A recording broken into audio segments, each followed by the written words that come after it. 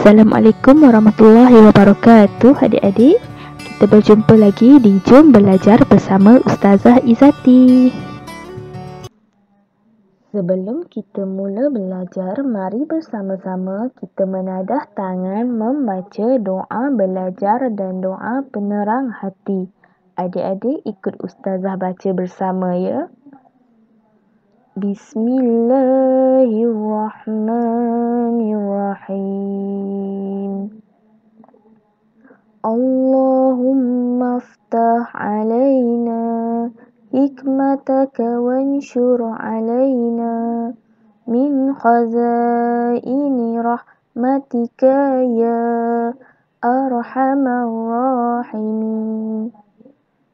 Rabbi shrah li sadri wa yassir li amri wahlul 'uqdatam min lisani yafqahu qawli. Amin. Baiklah adik-adik, untuk hari ini kita akan mempelajari mata pelajaran ibadah. Gambar di sebelah menunjukkan buku teks yang adik-adik akan guna di dalam mata pelajaran ibadah. Kita akan fokus kepada tajuk 1 iaitu konsep kehambaan dalam Islam. Jom kita lihat sama-sama. Sekarang Ustazah minta adik-adik untuk buka muka surat 1 buku teks adik-adik. Adik-adik boleh lihat unit 1, pengertian kehambaan dalam beribadah. Atau dalam bahasa Arabnya kita panggil ubudiyah. Ikut bersama Ustazah, ubudiyah. Bagi memahami lebih lagi tentang pengertian kehambaan dalam beribadah iaitu ubudiyah ini, mari sama-sama kita lihat potongan ayat Al-Quran ini. Bismillahirrahmanirrahim. Khalaqal insan. Kita ulang lagi sekali. Khalaqal insan, yang bermaksud Allah Subhanahu wa Ta'ala telah menjadikan manusia. Surah Ar-Rahman ayat 3. Di sini kita semua makhluk di muka bumi ini telah diciptakan oleh Allah Subhanahu wa Ta'ala, dan kita wajib melakukan segala suruhan Allah Subhanahu wa Ta'ala dan meninggalkan larangan Allah Subhanahu wa Ta'ala. Ingat ya adik-adik, semua yang dicipta Allah Subhanahu wa Ta'ala adalah hamba-Nya. Jom kita sama-sama sebut. Saya adalah hamba Allah. Kita ulang lagi sekali. Saya adalah hamba Allah. Berdasarkan gambar yang adik-adik lihat ini, ia menunjukkan proses pembesaran manusia, iaitu bermula dengan kelahiran semasa bayi.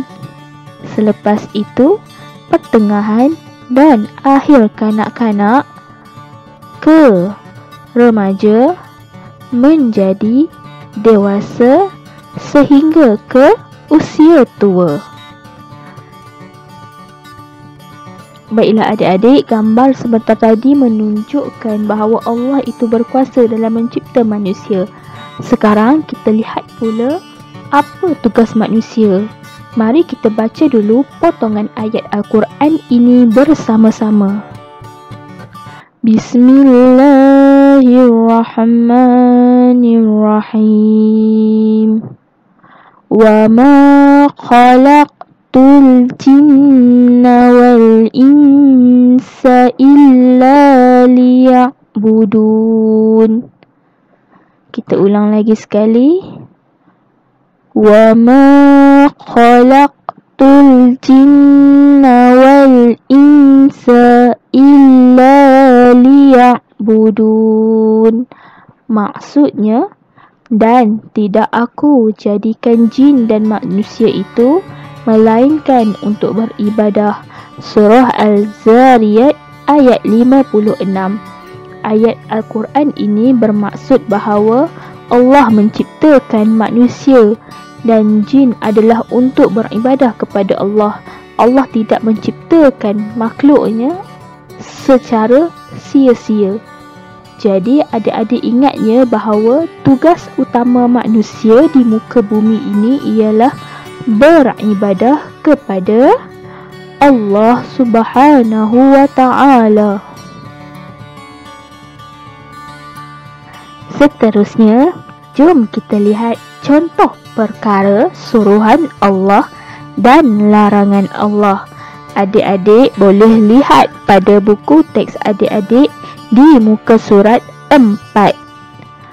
Yang pertama, adik-adik boleh tandakan raib ataupun pangkah di dalam bintang yang terdapat pada gambar tersebut. Gambar yang pertama menunjukkan seorang lelaki sedang mencuri. Ia perkara suruhan Allah atau larangan Allah? Jawapannya ialah larangan Allah. Jadi adik-adik kena pangkah. Yang kedua, iaitu gambar membuang sampah merata-rata. Gambar tersebut juga ialah larangan Allah. Adik-adik kena pangkah. Gambar yang ketiga menunjukkan gambar solat berjemaah. Gambar tersebut ialah suruhan Allah. Jadi, adik-adik boleh tandakan betul pada bintang. Seterusnya, yang terakhir ialah gambar menolong orang. Menolong orang ialah perkara suruhan Allah. Jadi, adik-adik boleh tandakan betul. Kesimpulannya di sini, apa yang adik-adik perlu ingat ialah yang pertama, kita sebagai hamba Allah wajib taat kepada Allah Subhanahu wa ta'ala. Yang kedua, kita perlu sentiasa melakukan perkara yang baik. Dan yang ketiga, kita perlu jauhkan diri dari perkara yang tidak baik. Dan ingat ya adik-adik, kita perlu melakukan ibadah khusus ataupun umum. Sebagai contoh ibadah khusus ialah solat fardu 5 waktu dan ibadah umum seperti mengaji. Baiklah adik-adik, sampai di sini dulu sahaja ya kelas kita. Ustazah harap adik-adik dapat mengamalkan perkara-perkara yang disuruh oleh Allah Subhanahu wa ta'ala. Kita sambung pada kelas akan datang. Jumpa lagi. Assalamualaikum warahmatullahi wabarakatuh.